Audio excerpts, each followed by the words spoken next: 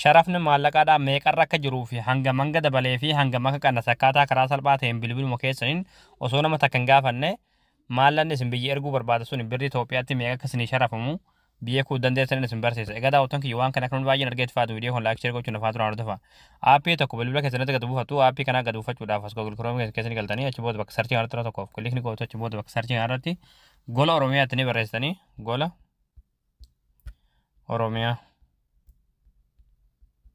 Achi booda gola Oromiyaa kan jedhu ni baasa irratti tokkoof kilikni gootu ammallee asirratti gola Oromiyaa kan jedhu kanarratti tokkoof kilikni gootu. Ammallee haala kanatti fitaa tolate koon sarjii irratti tokkoof kilikni gootu bakka sarjii kanarratti qubee saa raa faa barreessanii achi booda sarjii fuuldura kanatti kilikni gootu sarjii gootu.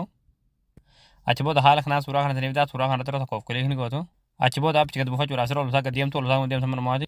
Achi booda dhumarratti qalmadii baadhaan kan barraa yaappii as tuqaa buufadhaa kan jedhulatti daawulood kan jedhutti daawuloodii tan tuqxanii aappii kana bilbila keessanitti gad buufatu. Hayya daawwatan kiyya aappii kan buufatanii yeroo galtan aappiin kan haala kanaa saniif barama.